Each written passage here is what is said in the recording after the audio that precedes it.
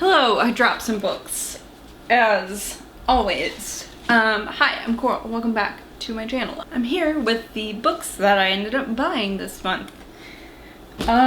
Most of these are from thrift books. Some are from subscription boxes.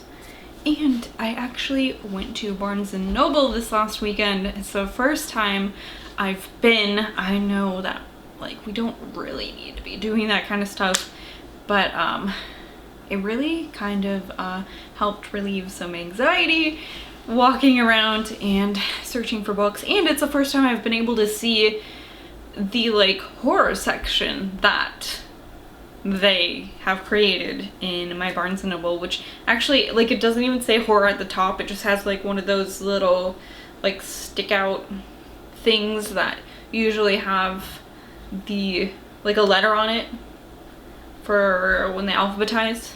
Does this make any sense? I don't know, but it said horror on it. And I mean, it was a pretty good selection. It was incredible seeing Jonathan Jans and Hunter Shea and Darcy Coates up on a bookshelf in a bookstore, seeing a physical book of theirs without having to buy it from something or from somewhere, you know what I mean? So that was pretty cool. Anyways, I will get into this.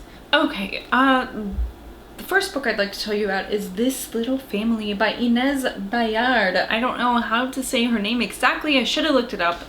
This is translated from French. It's translated from French to English by Adriana Hunter. And this I had pre-ordered probably a year ago, I feel like, from my favorite little indie bookshop in LA called Skylight Books. And I emailed them and I was like, hi, did this come out? I haven't gotten it. I was worried that I didn't receive it. And they're like, the release date is blah, blah, blah. And this whole time I had been thinking that the release date, I think from France, was the release date in the US. And I don't know, I felt like a jerk after that. But this is about a couple. And they decide to trying to have a baby, and as this is happening, Marie, the wife, gets assaulted by her boss at work, and she ends up conceiving a child after this, and she's not sure if this child is a result of her rape or if this child is also her husband's.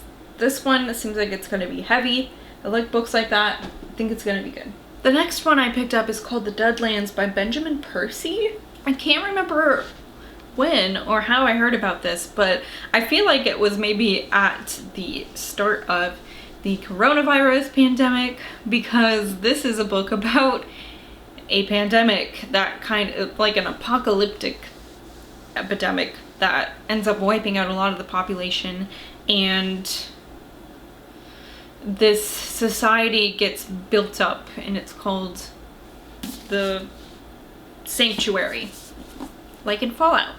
And these people are living in Sanctuary. Eventually they need to travel out to the Deadlands, which is what they call anything outside of Sanctuary, I think. And that is all I know about this book. It is pretty chunky. Seems like it might be good. Okay, another book I picked up this month is Dead Sea by Brian Keene. This is another of his zombie books. I don't know if it's related to The Rising or not. I haven't read The Rising, and I also have not read Dead Sea, so I can't tell you for sure. But it's another zombie novel, but this one takes place on the ocean. So a group of people are on an old Coast Guard ship, and of course, I'm sure, as we know, things must not go okay, or there wouldn't be a horror book about it. Not that that was a real event, but you know what I mean. Okay, I also ended up with quite a few non-fiction true crime books this month. One of those is The Boys in the Bunkhouse, Servitude and Salvation in the Heartland by Dan Barry. And this is a real account of these mentally disabled, I don't know if that's the right word, they, are lower intelligence, maybe have some learning disabilities, stuff like that. Basically, it's a group of men that are all being taken advantage of for years and years and years, and they're basically living in servitude. They're all in this bunkhouse, this old school house that's been converted into like a bunkhouse. So it's like many of these men living in poor conditions, and they're making like pennies a day, literally, working at a turkey processing plant. And like, this is real, and this went on for years and years and years. And like, all the people in the it's like it takes place in like a small town, so it's like one of those places where even in the towns around you, they're all smaller towns, so like you kind of know everyone's business and shit like that. And like, all these people knew about it, and no one was like, maybe we should not be doing this to these people. So that's what this is about. Another one that seems like it's gonna be a tough read, but it's just wild. I mean, it's wild thinking that this would happen. And, you know, people kind of have the mentality of like, if they were being treated poorly, they would complain about it, right? But like, no, that's not always how it works. Especially when these people, you know, I don't know, that's just awful. So the next book I picked up was Double Life: The Shattering Affair Between Chief Judge Saul Wachtler, I'm not sure how to say his last name, Wachtler, and socialite Joy Silverman. And this is by Linda Wolf. This is a really crazy true crime story about this woman, Joy, who was having an affair with the married judge, Saul Wachtler, and they kind of decide, kind of mutually, to break it off after some time. And then Joy starts being stalked, basically, and it's so bad that this person is not only like threatening her, but they're also sending awful things to like her teenage daughter and to like people that she works with and stuff like that. It gets really intense, and it goes on for years and years and years. And I'm interested in stuff like that. This seems like it's gonna be a good book. I'm excited to read it. Okay, last nonfiction book I picked up this month was What Lisa Knew by Joyce Johnson. And surprisingly, this is Zebra, the imprint is Zebra True Crime, and I didn't know Zebra did like a true crime imprint.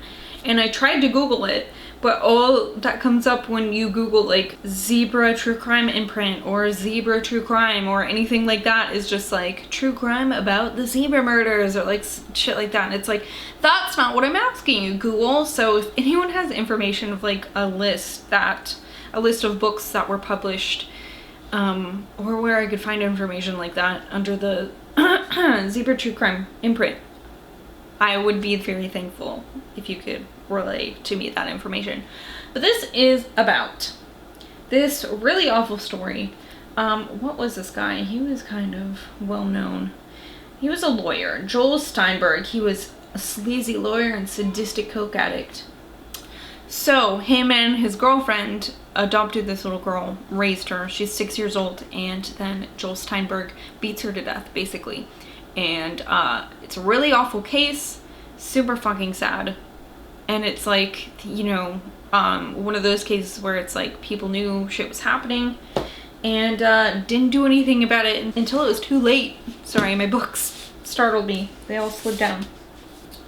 Anyways, what else do I have here? I also have this vintage zebra book. This is Dangerous Nature.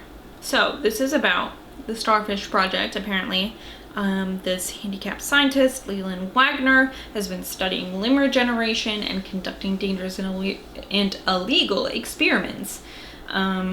He's gotten closer and closer to finding a way of finally growing back his own lost leg, until animal activists break into his lab, take his secret serums, and take his experiments, the animals he's been using to experiment on, and then somebody released them into the community, and I think it's like Attack of the Killer Lab Rats. So that sounds like it will be fun. Okay, I also picked up The Blinds by Adam Sternberg. And this is kind of like a crime novel, which sometimes I like, sometimes I don't like. I don't know. It's hard because like I like true crime a lot, but I don't really like stories that like follow a lead detective doing something kind of thing, you know, like I don't want to know about the investigation from that lens really.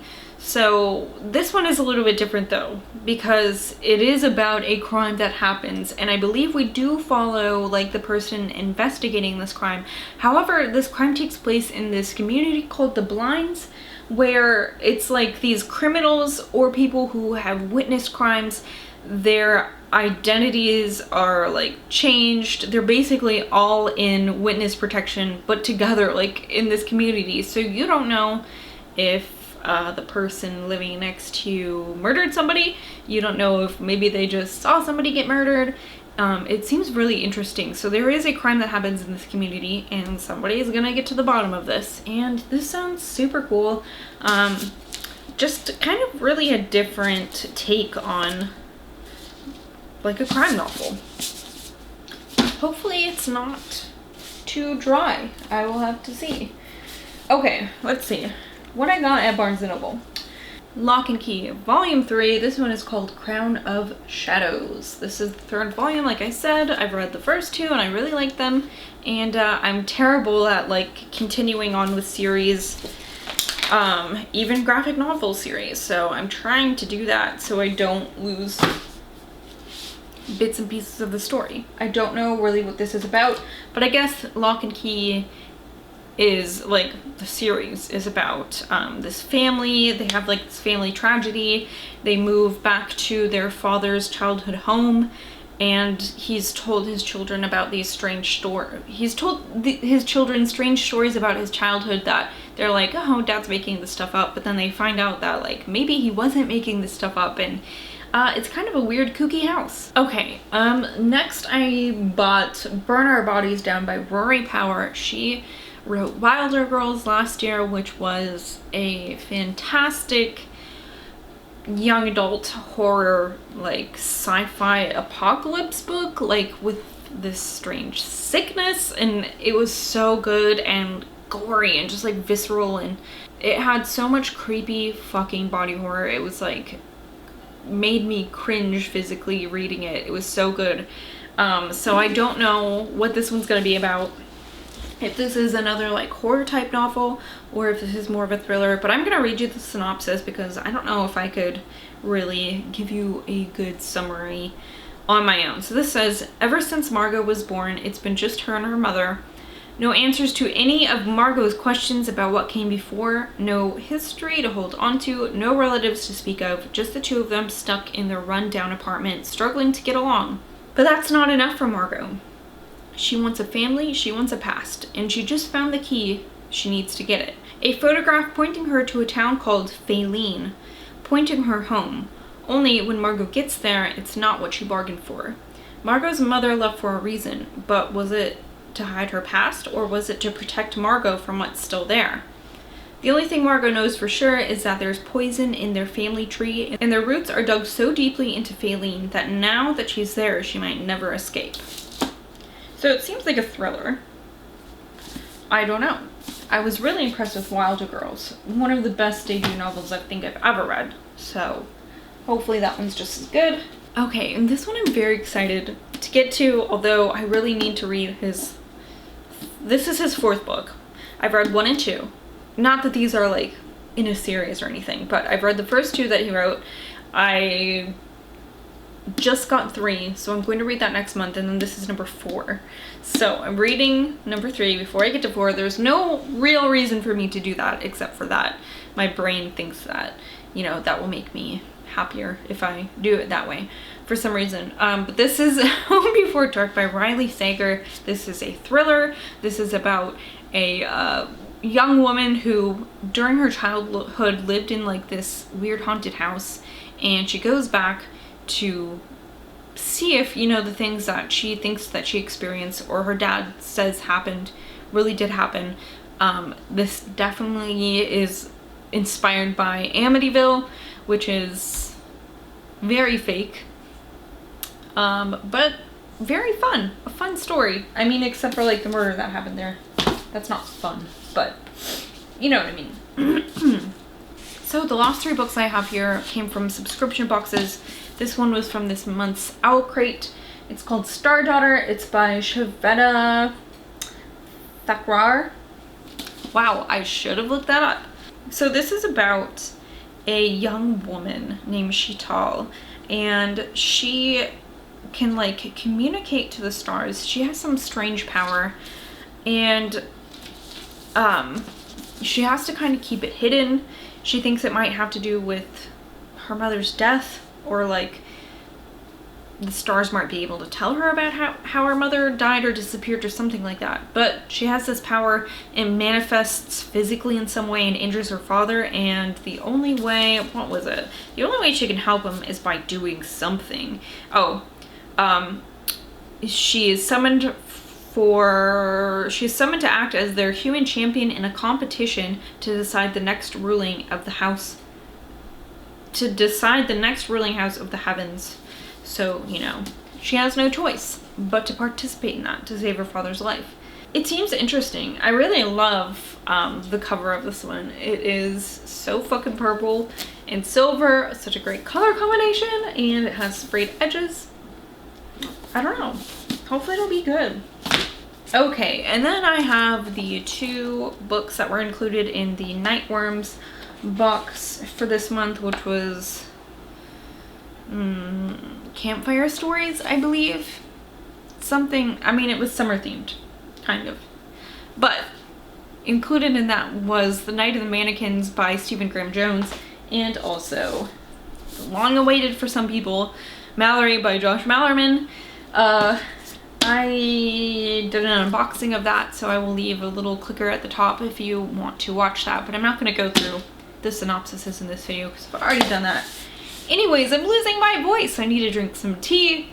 Those are the books that I bought this month. As always, please let me know if you've read any of these, because if you really like them, I'm very likely to like move them up. I mean, not that I'm not excited about the books I buy, because I am, but if it's something that someone's like, you should really, really read this, then, you know, I'll probably make the effort to get to it sooner than later. But that's all I have for you. Thank you guys so much for watching. Oh, it's hot in here. I will see you guys later. Goodbye.